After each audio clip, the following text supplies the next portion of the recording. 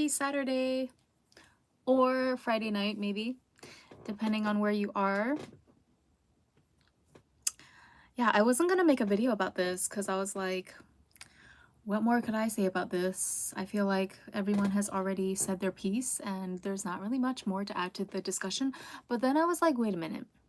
My makeup looks super cute today and I'm gonna get my views, okay? I am entitled to views just as much as anyone else is on Halle Bailey's internet. So yeah, finally, since, you know, things come out in Japan a lot later than they do in the States, which is normal, right? Like anything that's a foreign film or an overseas film is going to release later here. I don't really understand why though. Because I just said that it was normal, but I actually don't know why. In the digital age, why can't we just have the same release date as the US? But anyway, yeah, so it screened for the first time on May 9th. That was yesterday, Friday, and I totally did not just take like a 3-hour lunch break to go watch this. And they gave me the sticker at the entrance because I guess it's like the first 100 people or whatever that go to see it get to have it. And I'm trying to think like, where do I want to stick this? Probably on one of my manifestation journals, but which one though? Which one? I was hoping to buy a new Ariel themed journal actually, but I took a look at the merch that they had because they had like a little merch stand next to the theater entrance. It was like with the popcorn and everything, but like, I mean, it was really cute. I like, they had, I'll put up a little shorts of it later if you're interested. The new designs that have the Halle Bailey version of Ariel on them, but I just felt like the items themselves were not very like useful to me.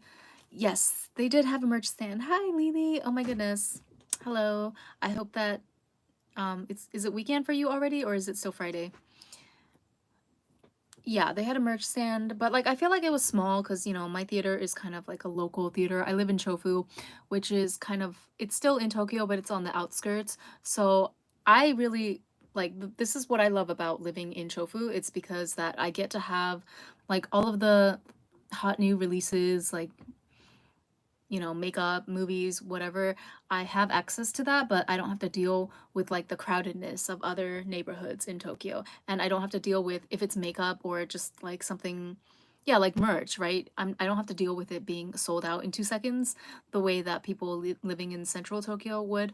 So, but then like on the flip side, sometimes we don't get the best selection. So I feel like we don't have the full selection of, you know, what Disney has come out with. I'm sure they have like a huge lineup with the new Little Mermaid designs, but as far as my local theater, there were only a few. I just saw a couple of like, you know, notepads, a pen, the usual. I was thinking of getting the pen because that one was actually really cute. It had like crystals in it. But I don't know, like I really personally, if I had a choice, I would want a notebook because that's what I use the most often. And then they also had like some more stuff that was more geared towards kids. Like there was a 12 colored pencil set with this Ariel, which was really pretty, but I don't really use colored pencils. So anyway, we'll see. We'll see. I might go back later if I'm feeling too much FOMO, but yeah, I got my sticker though. So I think this actually really helped me. Oh my god, why am I like 5 years old? No, the fact that I got the special sticker, it helped calm down like my FOMO about the merch stand, or else I guarantee you I probably would have like bought something just for the sake of buying it.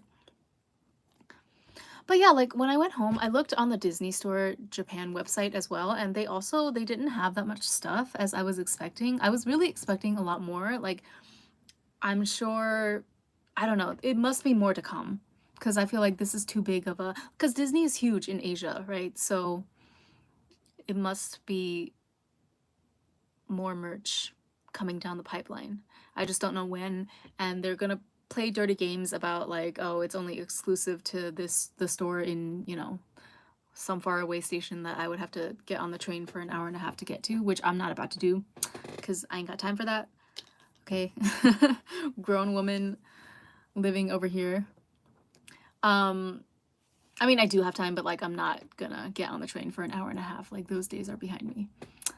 Nothing is worth getting on that train for that long, which is why I need to get my license. But anyway, about the movie. So, um, yeah, like obviously, just to get the elephant in the room out of the way, you know, the people complaining about Ariel's race, even though she's a fictional character, and even though like the setting, I don't know if the original movie was set in the Caribbean, but like I actually never watched the original movie, so this is the thing with me. I feel like I have kind of um I don't know. I feel like I enjoyed this movie a lot because I didn't watch the original, so I don't have any preconceived notions of Ariel. So for me, this is the original Little Mermaid, and I feel like I could not ask for a better experience because I feel like Halle Bailey was perfect as Ariel. She literally, that girl, like the voice, obviously, that's we don't even need to mention that, but just her entire essence, like the naivete combined with the intelligence and the quick wit and everything, like that girl embodied Ariel down to the molecular level, okay? To the point where I just like I don't even I honestly don't like I can't relate. I don't understand where this discussion is coming from about her race, and I mean I do know where it's coming from, obviously, because like people are dumb and they need to, but like I don't though, because I feel like once you see the movie, the people who are complaining obviously haven't seen the movie yet. Like they're either just, you know, straight racists or they have not seen the movie, because once you see the movie it's like a no-brainer. So yeah, just to get that out of the way, as far as like Japan goes, I don't know. I feel like it's probably because I heard that there was a lot of controversy in China and Korea in particular over the Ariel casting, which makes me really, really sad, to be honest. Like, I feel like, yeah, that's not a good look for China. And, you know, since I am Chinese ethnicity, that I feel secondhand embarrassment for that, but there's not really anything I can do. I mean, it's not a surprise to me, I'll say that. I'm very disappointed, but I don't know. Sorry. Sorry, Lily. I just figured out how to pull up the chat. Yeah, because it was like flashing your chats and then it was disappearing. See, it's disappearing again. What the hell? I want it to stay. Okay, okay, hold on. All right, yeah, sorry, I'm gonna read what you said. Weekend now, is it kind of like small city or suburban vibes? Yeah, it's kind of like suburban. I mean, for, you know, by Tokyo standards, it's suburban. Not really suburban, not like actual countryside. It's still a city, but like compared to the central Tokyo, Chofu is much more calmer. It's like not as crowded. It's just a lot quieter and it's more spacious too. I enjoy the quality of living here a lot better than when I was living in like Nakano-ku, for example. I was quite miserable in some of the more populated prefectures. The original movie is in a kingdom based off of Denmark. My biggest thing was that was holding me back was the lack of colors. Yeah, so oh, yeah, so we should talk. I'm gonna get to that. I have so many thoughts about this movie, but like I'm just going live, like impromptu. I didn't outline anything, so I'm just gonna speak off the cuff. But just to address that point about the colors, I feel like, so I heard some people saying that they purposely, I think, okay, some of the scenes, it was very dark overall, right? Like under the sea, I feel like it makes sense to a certain degree because, like, for example, when we're in Ariel's grotto, it makes sense for it to be dark because it's like kind of hidden away, and I think it's also like nighttime. But like I heard some people, some cynics were saying, they were complaining that they probably made the overall color palette of the movie dark in order to save money on the special effects budget, which kind of makes sense to me. And yeah, speaking of special effects, like, I don't know. I have mixed feelings about it. I don't think it was like as bad as a lot of people were making it out to be. I feel like so many people, like so many of the critics online are just mean-spirited for no reason. Cause like, I don't know. I'm not somebody who, like, I am not well versed in special effects, right? I don't know what the work that goes into that, like that the amount of expertise that you have to have in order to be on the video, what is it, like VFX team of a major motion picture like this. Like I have great respect for people who do that, and especially considering that the VFX team, it's often those people are often not given their props, right? They're not like the main lead, the main actor, or the director. They're not the ones getting all these accolades from the public, even though they probably deserve it like just as much as everyone else who worked on the movie. So I don't really like the whole, like the people that are like sitting on the internet who wouldn't be able to design a single scale on Flounder's body, but then they have the nerve to like criticize that the special effects of the movie was not up to par to their liking. There's something that leaves a bad taste in my mouth for that. So I mean, to me it looked fine. Like, to a layman, from a laywoman's point of view, it was totally fine. And I feel like this film, as much as the, millennials that grew up with this want to bitch and moan about how Disney ruined their favorite movie, this is not for you guys. This is for the new generation of young girls and boys who want to get lost in the mermaid fantasy. So yeah, like, the thing is that the VFX teams are not unionized, like the lighting sets, acting, writing, etc. So companies overwork them because they can, and I feel bad for people who do VFX. See, exactly. And thank you for that little tidbit, because I did not know that at all. So now, knowing that bit of knowledge, it makes even more sense to me. Like, it's probably, because people were saying, oh, it was a rushed job, like they had to cut the budget for VFX. And I'm like, yeah, so if all of that was true, like, considering all of that struggle, I feel like they did a phenomenal job, and they should be recognized for that. And like, they don't deserve to be nitpicked at by these little, couch potato critics, right, all over the internet. So for me, I feel like it was totally fine. Like, I am not picky about a tail having to move in a certain way to, I mean, like, who's to say what is the most realistic for a mermaid's tail? It's a fictional character. It's not. We know that mermaids are real, but like, it's a fictional character. No one has ever been on record to seen. Have you ever seen a mermaid in real life? Because if you haven't seen a mermaid in real life, I don't think you get to have a say in the way that her tail is supposed to move, or what constitutes a natural movement, right? This is why you see so many more movies that are basically just filmed in a studio now, because companies can make them for cheaper. Why is this disappearing? It's like, my issues aren't with the teams, it's with the higher ups. Yeah, totally. So, like, I will say, so there was one area in the movie where I felt like, there was one scene where I felt like, okay, this is a really, really bad VFX job. And even for me, right, with my compassion towards the people who do that job, I could not excuse this one scene. So, like, spoiler alert, I mean, I don't think anyone here doesn't know what happens in The Little Mermaid, even though they made a few tweaks to the plot, but overall the story is pretty much like almost a frame by frame recreation of the cartoon. They just switch up a couple of things, but to me it was more just for novelty. It wasn't like, nothing that would change the major storyline arc. So yeah, the scene where it's like Ursula and King Triton and Ariel, all three of them are standing together after, I think it's after Ursula brings her back to the ocean, right? After they crash the wedding scene with Vanessa and Eric. And so yeah, it's like not Eric, it's Ariel and her father and Ursula, and then Ursula is asking her dad, like, so what are you willing to give up for your daughter? And then Ariel tries to swim away, but Ursula sends her eels after her. And so that moment when the eels capture Ariel and they're like holding her from swimming away, and then she's kind of like writhing in pain or something. I'm actually not sure what it's supposed to be. That was really, really bad. I will say that one scene, like, it looked, I don't know if I can even say that's video game level. It was just extremely unnatural, and I don't know, it looked so weird. Like, you could tell that she was hanging from wires, right? So that was the only scene where I was like, okay, kind of, it's bad to the point where it broke the illusion for me, but I still don't think that it matters though for little kids. Like, I don't think that it would have, I don't think any little kid would have noticed that, oh, this is like a VFX glitch or something. But yeah, what else did I want to say?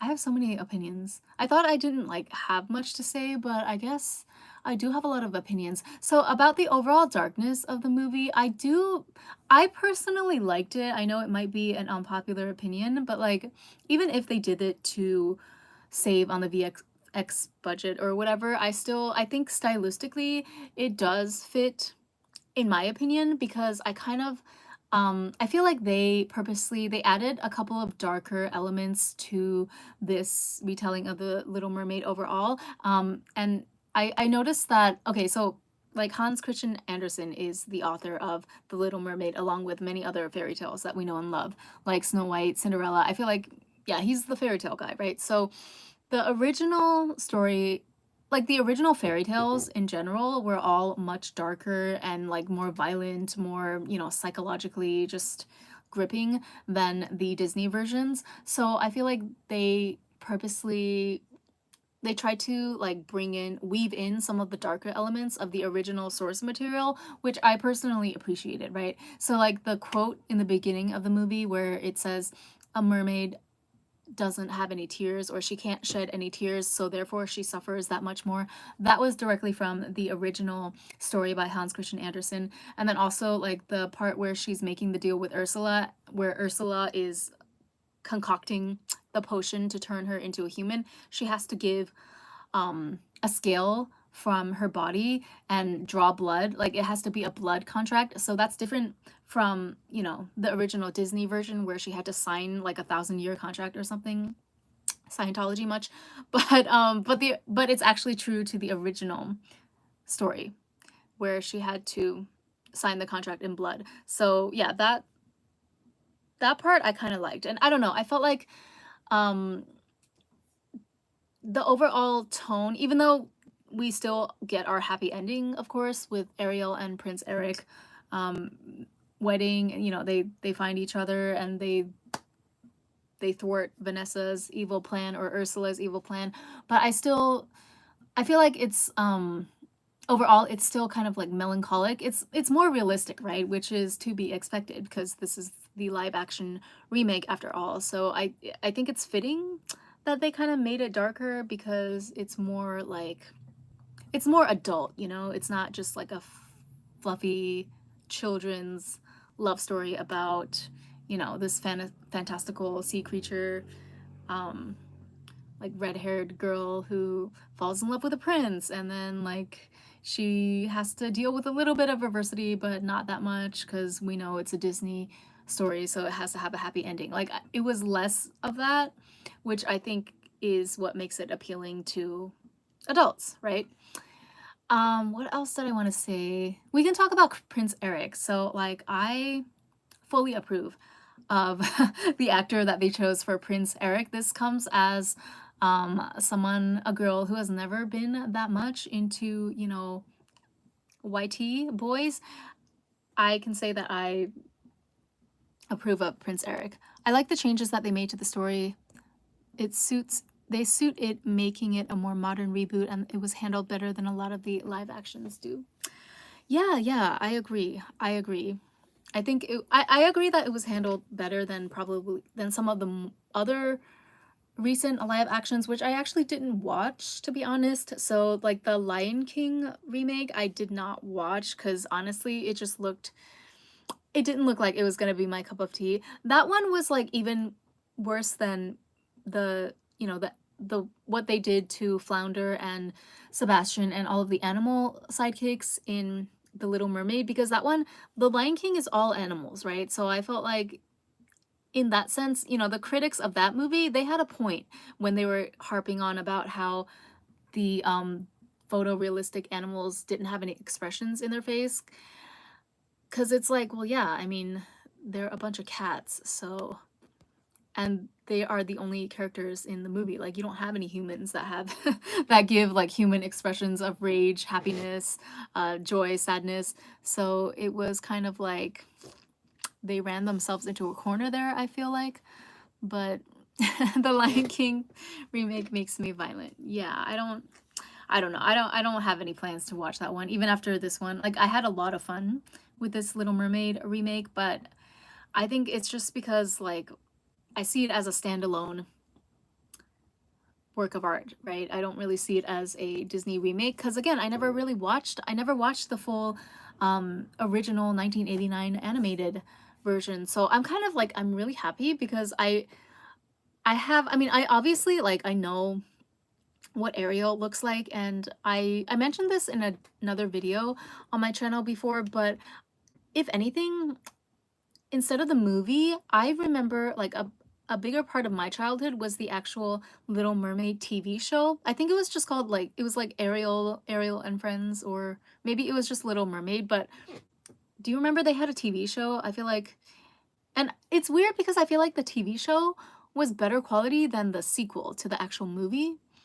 Cause like yeah, I don't know so much about the time period that the TV show took place in because this must have been before she met Eric, right? Because I guess, like, I didn't even know as a kid, I didn't know that she turned into a human permanently in order to be with Eric. Like, that's how much my world was just encompassed in the TV show.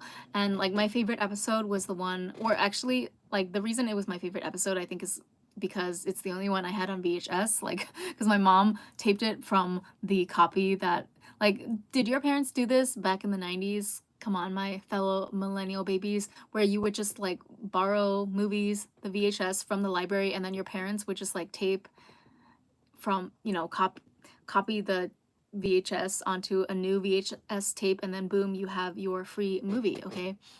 Because we did what we had to do back in the day when the budget was tighter. I would have loved a live action of The Lion King done like how they do with the Broadway music with the elaborate puppets. Yeah, that would have been, I mean, like anything would have been better than the emotionless cat faces. Yes, it was on the Toon Channel. The episode where she meets the deaf mermaid is ingrained in my brain. Okay, see, yeah, I never even saw that episode. I'm not, now that I'm thinking about it, like, did I even see another episode other than the one that I had on VHS? So the one that I like is the one where she adopts a stray baby orca whale, and then she names him Spot, and she takes him as her pet, even though like Sebastian is freaking out and warning her that he's like a predator and he may be cute now, but he's gonna grow to like 30 times this size and wreak havoc on the castle and whatnot, which of course is exactly what he does, although he's not like, he doesn't grow into a monster like Sebastian and her father say, but he grows like really big. And yeah, he like, I think he ruins like a dinner party, and then she has to like give him back, you know, to his family at the end. And like that was really emotional. Like I feel like that episode, the orca one, was so cute. No, like low-key, I was not ready. Like I'm still not ready for like the level of emotional damage is the word that I'm looking for. Emotional damage is what that episode did to me. Like I'm still not recovered, because I mean, even though they tried to make it kind of happy, because it's like, well, he's back with his family, but he can still like see her when they migrate through the area every year. But it's like, no, the fact I was traumatized by the way that they had to say goodbye to Spot after spending the entire episode building up this like attachment. But yeah, that was like, to me, that was my stand-in for the actual movie, which I never saw. So but even then, like I have zero attachment to the way that Ariel looked in the animated version, so I just find it like incredibly weird, this fixation on the casting for the live action, especially since she's literally, again, like she's the perfect Ariel. She was born to play this role. I'm not gonna lie, the Disney animated series from the 90s were so good. I watched all of the Hercules ones a couple of weeks ago. I didn't even know that Hercules had an animated series, but I can believe it. And I don't remember watching. I know that Hercules is like a really good one. It has a really big cult following, and like it looks good from all the clips that I see here and there, but come to think of it, I actually never watched the Hercules movie in its entirety either. Oh yeah, so back to the Little Mermaid though. Prince Eric. Yeah, so I really approve of this Prince Eric. I feel like first of all, he looks like the exact. So Eric and Vanessa, they look like the exact human incarnations of their cartoon counterparts. Like that is some. The entire movie is like A plus casting as far as I'm concerned. Even King Triton. I know that some people didn't like him for some reason, but I feel like this version of Triton, like I really vibed with this Daddy Triton. Like, I don't know. I don't know. The one in the cartoon was fine, but this one was very like just added that extra layer of regality. I have seen every single animated Disney movie and a mix of animated and live action classics. My dad loved musicals and cartoons, so I have them memorized. Oh, that's amazing. I'm glad that you share that common ground with your dad.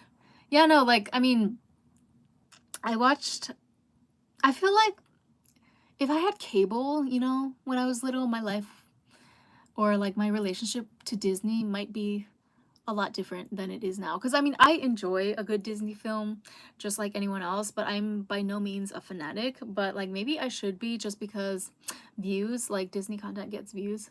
But anyway, Daddy Triton, I really liked him. I know that, again, people complained about how his interpretation was like dry or it was too formal or like they couldn't feel the familial bonds between Ariel and Triton, but I liked it. I feel like it was believable for because they are royalty after all, so they are gonna have some level of formality that like a regular, I don't know, like peasant mermaid family is not gonna have. And I feel like if you don't understand that, maybe it's because you're a peasant. And like I'm speaking about it this way because I also recently watched well, I didn't watch the actual show because I don't have a Netflix subscription, but pretty much every single clip that was available on the internet I found. Queen Charlotte and King George from the, I think, is it part of the Bridgerton series or is it like a spin-off?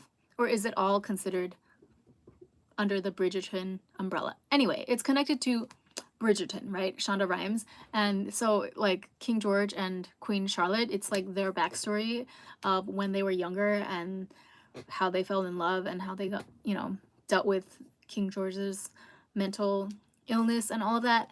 And yeah, I'm not ready to talk about that series. Like, I'm not ready. But the way that, because, you know, I didn't watch the rest of Bridgerton. Like, I've never been interested in that world or that series at all until this King George and Queen Charlotte spinoff. And so it's the only like period drama type of show that I've watched in a while. So I was reminded through watching the clips of the Charlotte and George series of how there's a level of formality that they have within, you know, the royal family, like even between close family members, even between spouses, right? Like the way that they address each other as my queen, my king, it's different from, you know, the common folk. So I feel like that was fitting for Ariel and her father to not be like just hugging and high-fiving all the time. Like that's not what they would do as rulers of the underworld, or not the underworld, the sea. I think I could have used more mermaids, like peasant mermaids. Yeah, the Bridgerton universe. I went back to Netflix for it. The chemistry is so good. Yeah, I'm not ready to talk about it, but yeah, it changed my life in a good way. But yeah, so I thought all the casting was fine. They really did go ahead and name one of Ariel's sisters Indira, though. Like, they named the Indian one Indira. I don't, am I overthinking this or, because I'm giving bombastic side eye. It's giving me like J.K. Rowling naming Harry's Asian crush Cho Chang, you know, like, anyway, and then they named the Asian one Mala, and I'm just like, okay, I mean, I was trying to rack my brains, like, so who in my life or in my family circle do I know that has a name like Mala? Because I have never heard of it before. Indira is an Indian name? Okay, thank you. Thanks for clearing that up. I don't know about Mala, though. I'm not sure. It's not mala. Some people were making jokes like, oh, mala tofu from Sichuan province, you know, like it's famous for being really spicy, but that's not the same mala though. That would be like mala, like drawn out, okay? But I'm just trying to anyway, oh yeah, Melissa McCarthy as Ursula. So I will say I love Melissa McCarthy, and I think she did a great job. She was like hamming it up in the Ursula role. And I think that like a lot of the things that happened were out of her control, right? Like again, the VFX, you know, they didn't show. I was kind of surprised like at the final scene during the battle when she turns into like a huge kaiju and then Ariel finally impales her with the boat. I was kind of surprised that they didn't show her face more clearly because it wasn't as scary as I was expecting it to be, which is like good for me because I'm not.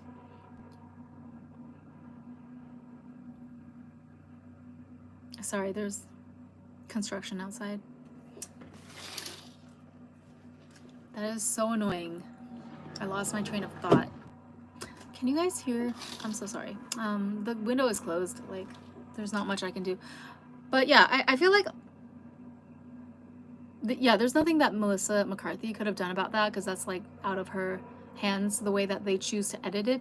So I was surprised that they didn't show her face that closely. I thought they would lean into, you know, the grotesqueness of her face when she's getting impaled, but it was kind of like almost peaceful, you know, like it was kind of like I felt like she just basically like hugged the boat, and then I could have sworn like at first I thought I kid you not, I really thought that her wig fell off when she like when it showed her finally, you know, falling back into the ocean because she was falling like this way, but then I realized it was her crown. But like my first thought, I'm not even lying to you, I thought that her wig fell off.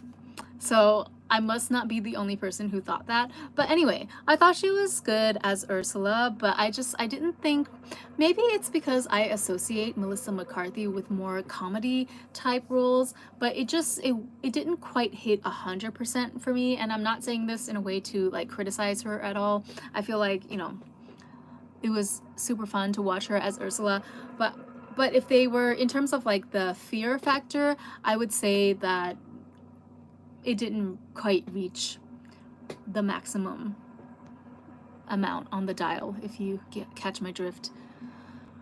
I wanted more camp.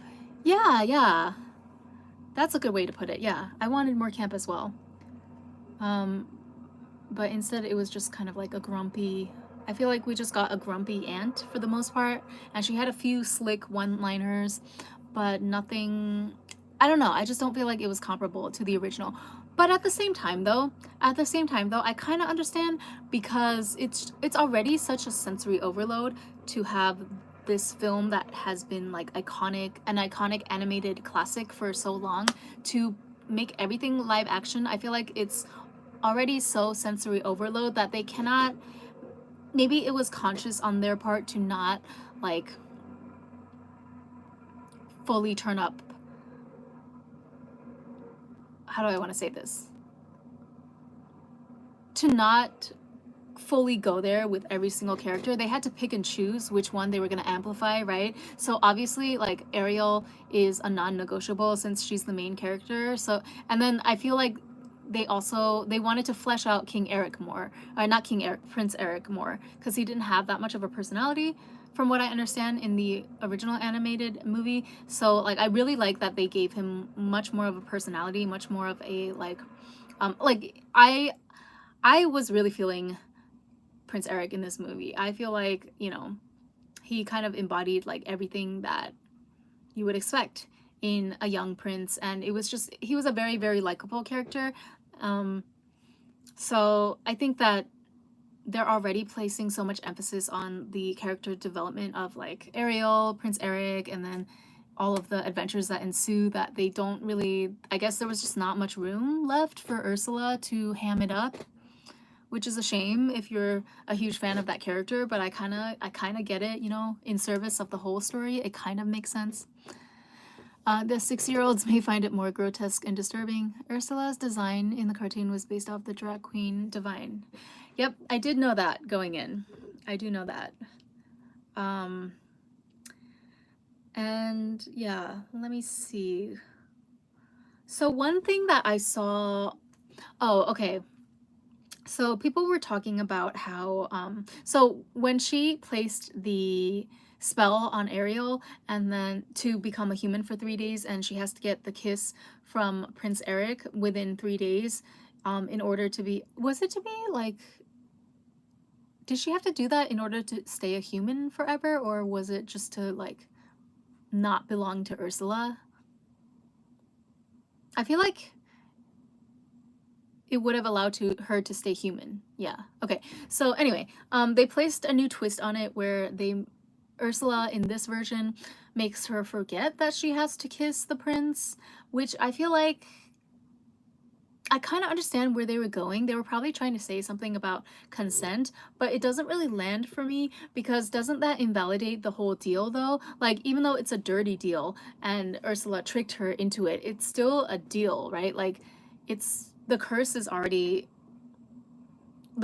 like set in motion and it's already separate from Ursula, right? So that's why she turned like that's why when they were too late with the kiss, she started turning back into a mermaid.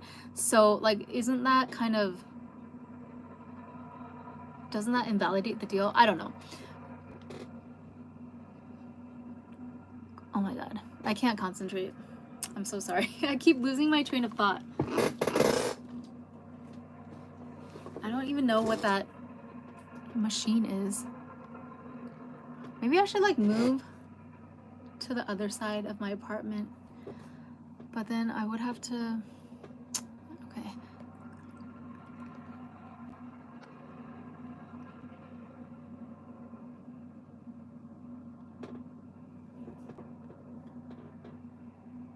In the original, she needed to get a kiss to stay human forever. Okay. Okay. Are they fixing the road? Yeah, it looks like it. I mean...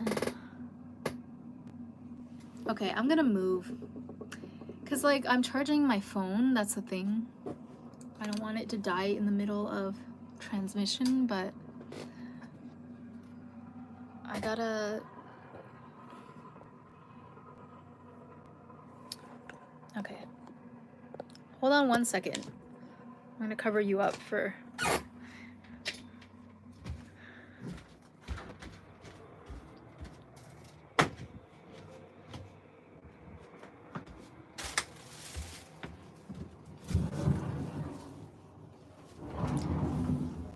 So now we are in my laundry room, which is in disarray. But see, Maxine is over here, and she's gonna want in on the conversation.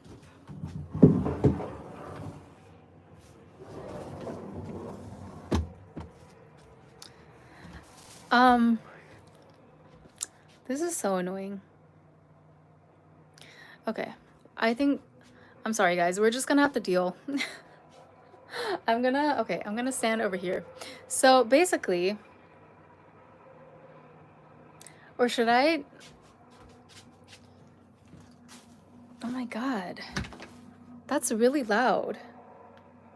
Should I start this live stream again later? It's not noticeable? Okay, I hope. Are you sure? Okay, that's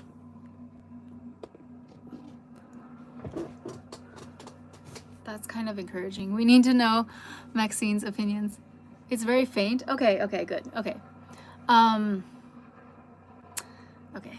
Bombastic side-eye. What was I gonna say? Oh, Prince Eric. So, like, okay. Yeah, the kiss thing, like, whatever. I feel like I could have done with or without it, but I don't mind that they're trying to, like, incorporate newer ideals, especially after the Me Too movement and all of that. I don't mind that they're like tiptoeing a little bit even when it comes to things like this. Like, for example, they even changed one of the lyrics for the Kiss the Girl song to include something about like, oh, use your words to ask her, like make sure that you get her consent before you kiss her, that type of thing. Even though they don't kiss anyway, right? But like I can understand people getting annoyed at that, but I also feel like, again, it's not for you. Like, it's not for adults. It's for the new generation of kids that are rediscovering this classic. And so I don't think it hurts. Like, I feel like it's a good intention behind whatever they're trying to do. To It may seem like too obvious or too on the nose to adult viewers, but I don't think that it hurts to be like direct about that, those kind of messages to kids, if that makes sense. So I'm not mad at it. And even though it's like, I feel like it's kind of clumsy at times, like with the whole Ursula making her forget about the kiss, I felt like that didn't really land. It didn't really make sense to me, but I can appreciate the pure intentions behind it, okay? So, yeah. So that part, fine. And then, the part where, oh, okay, so I think apparently in the original, see, I had to research all of this before I came on because I never watched the original, but apparently like they kept the part, so it's true to source that Ariel saves Eric when they have when his ship gets shipwrecked. So I think it's true that Ariel is the one that saves him, right? And then that's how she kind of like, well, that's how she discovers humans and interacts with one for the first time, and then she goes to shore for the first time. And then, but I think later on in the original film, Eric was supposed to save Ariel from Ursula when she turns into the big kaiju. Which I didn't even know that Ursula turned into a kaiju. Like, that was a treat. I thought she was just that, you know, octopus human hybrid the whole time, but apparently she can turn into a Godzilla of the sea. So in the live action, they made it so that Ariel saves, like basically Ariel saves herself all the time in every scenario. So even the scene where she breaks up, like she shows up at Eric and Vanessa's engagement party, I think the bird, Scuttle or someone, was supposed to take the locket from Vanessa, the one that has Ariel's voice locked in it, and then like basically like someone else, right, one of the animals was supposed to free her voice for her. But in the live action, Ariel basically just like bitch slaps and starts a whole cat fight with Vanessa. Did I say Rebecca before? Her name's Vanessa, right? Yeah, Vanessa. So in this version, Ariel walks right up to Vanessa and just starts like having a all-out cat fight, and then she takes her own locket, like she takes the locket and then smashes it on the ground, and she takes her own voice back. I said Vanessa, okay, good. Which is like, I think that's fine because that doesn't involve Eric anyway, and it's more like, again, realistic because yeah, the animals were like, I feel like the animals must have really been a struggle for them to incorporate in the live action because they don't have any expression. So it's like only so much that you can do with them, but at the same time you have to keep them because they are the iconic side characters, right? Sidekicks.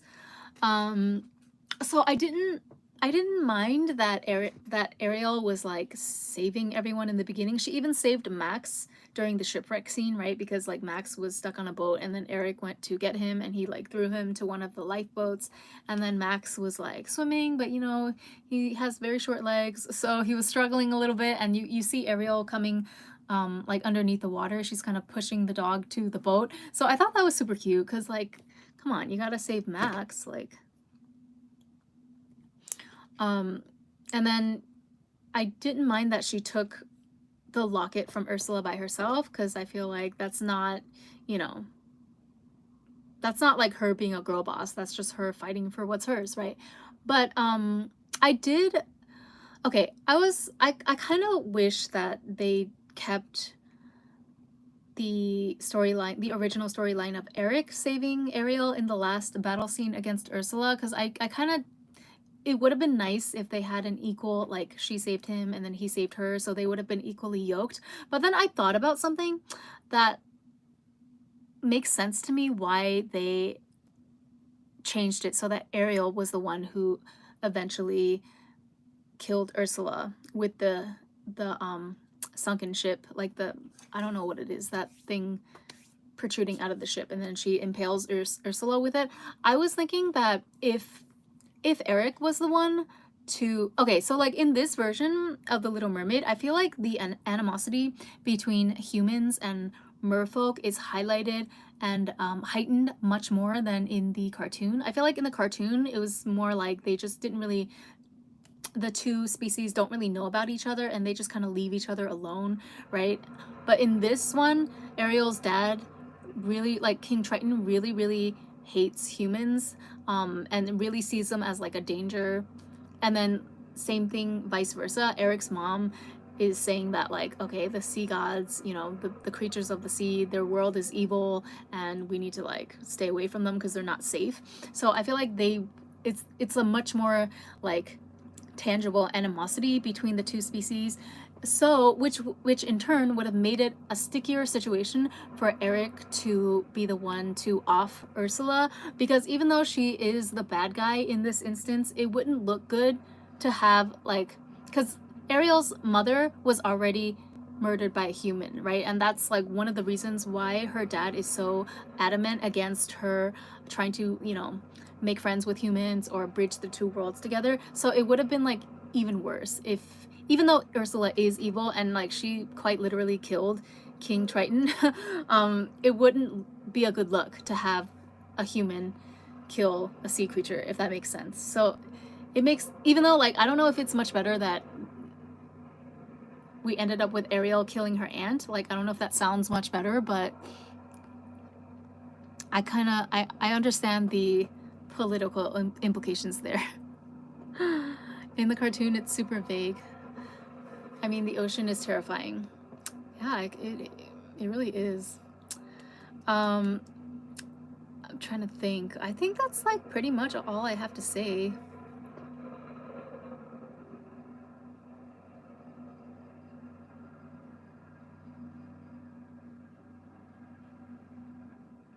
I can feel the vibrations in my feet.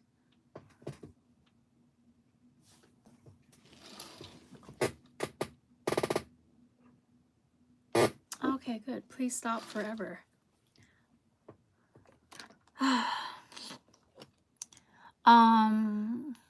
Scuttle. Ooh, okay, so Aquafina voiced Scuttle, right? Which is kind of a decision that has been met with mixed reactions. Here's the thing. I don't have anything against Aquafina, and I feel kind of bad because I feel like pressured to be a fan of her or to support her just because she's Asian.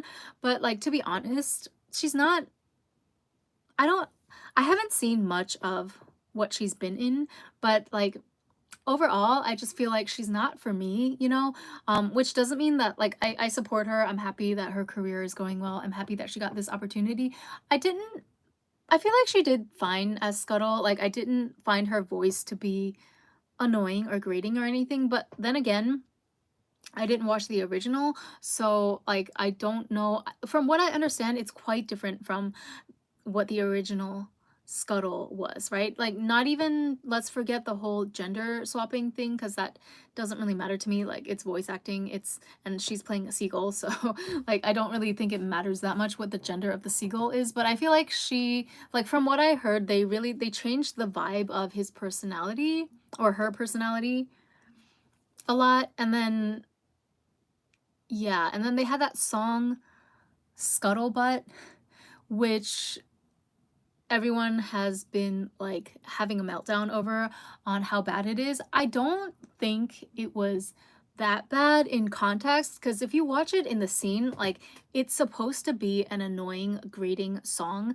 because in the scene you can see Ariel is literally like, Ariel is asleep, right? And then Scuttle comes in with that song, like trying to wake her up and alert her to what's happening. So that's kind of the whole point, that she's like trying to sleep and she's just waking up, but the song is kind of acting as a really annoying, like in your face alarm clock almost. So I feel like the hate for that song is kind of, it feels like just a bandwagon of, like one person probably talked about how much they hated it, and then everyone else just kind of jumped on the bandwagon about how awful it is. So I feel kind of bad for Aquafina in that respect, because I don't think it deserves as much hate as she's getting necessarily.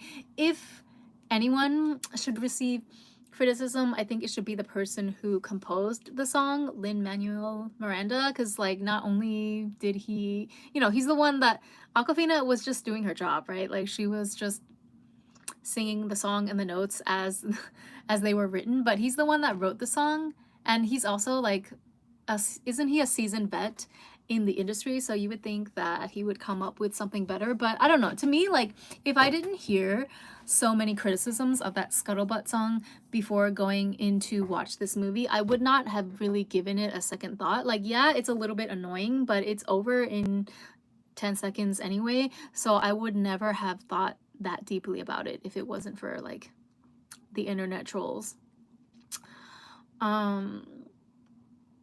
Yeah, I mean, I'm tired of Lin-Manuel Miranda too. What else has he done? Like, I know his name, it sounds instantly recognizable, but I don't really know. Is he like a musical person, or is he like a movie music composer person? He's such a mediocre composer. He did the music for Moana. Okay. Another film that I have not watched in its entirety. Can you believe it? And I heard that they're doing a live action remake of Moana, which seems very, very like soon to me, because isn't Moana itself a relatively new Disney movie? Hamilton was him. Oh, okay, okay. Hamilton. Yeah. I think that's all I have to say about The Little Mermaid.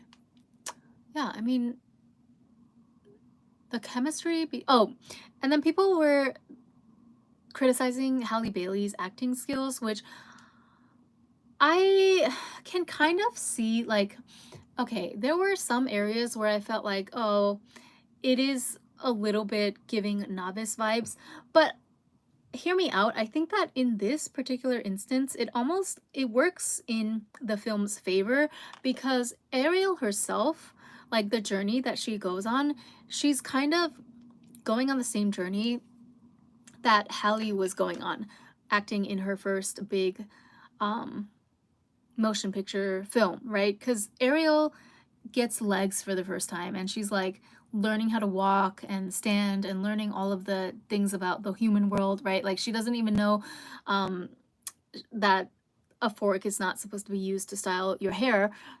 Something simple, things like that, she's also learning for the first time, and she's also having awkward moments, right? Like when she meets the original Ariel voice actress in the marketplace, which I thought was a really, really cute cameo that they put in. And then, ooh, sorry, it just paused.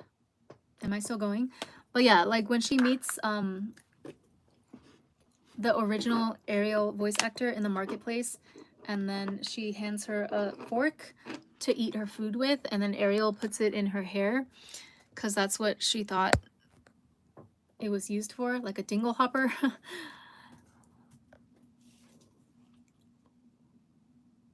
It keeps freezing.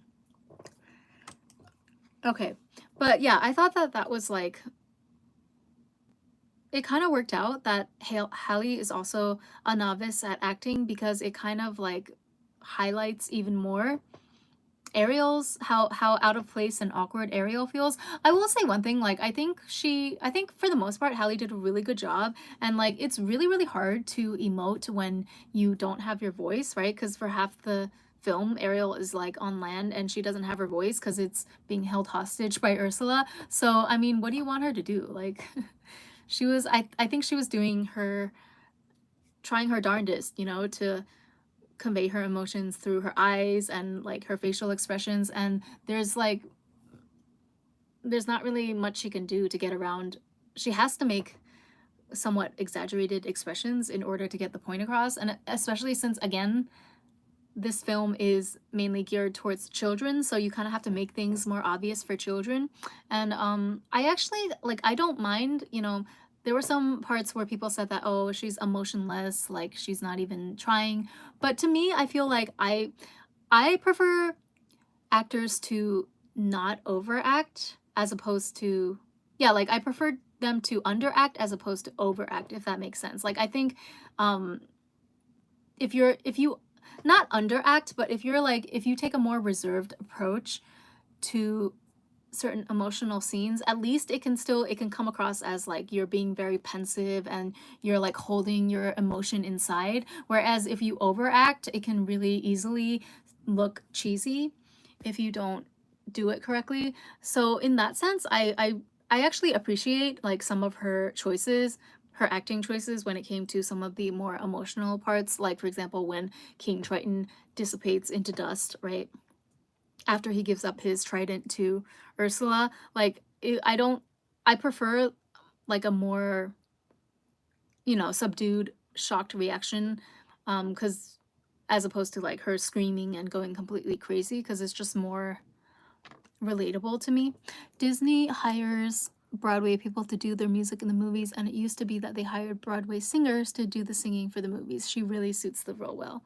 Yeah, like I really thought she was I'm not just saying this. Like I thought she was perfect as Ariel, like the literal human incarnate of Ariel. It seems like if you told me, like if I knew nothing about this being an ancient fairy tale by Hans Christian Andersen, if you told me that this was like an original story built or written specifically for Halle Bailey to play this role, I would believe you.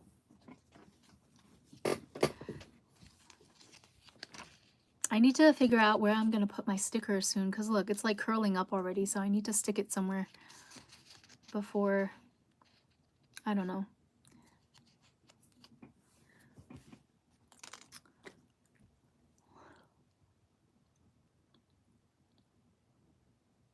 I definitely like, I really want to see a sequel.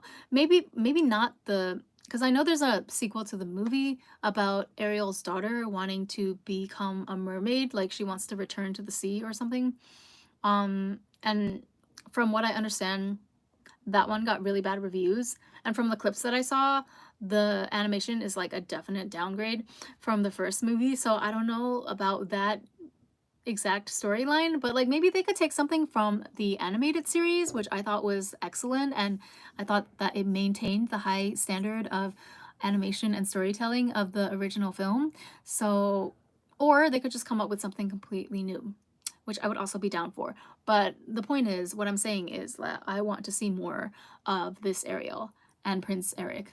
Like, I feel like it would be such a shame if we didn't get at least some sort of spin-off. And I feel like Disney would be crazy to let that opportunity pass up, right?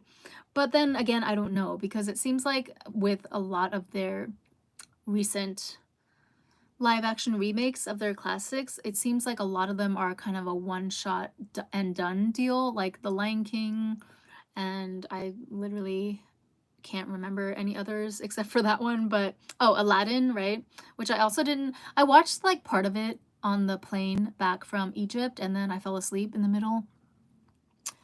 Make it the Disney Kingdom Universe's travel show. They can go to the various kingdoms that they made. At the end of this one, don't Ariel and Eric go off to adventure? Why not a sequel of them traveling the world together? Yeah, like that. Anything. Like I will take anything. I just need, I need Hallie and what's his name, Jonah King, to grace my screen again with their chemistry.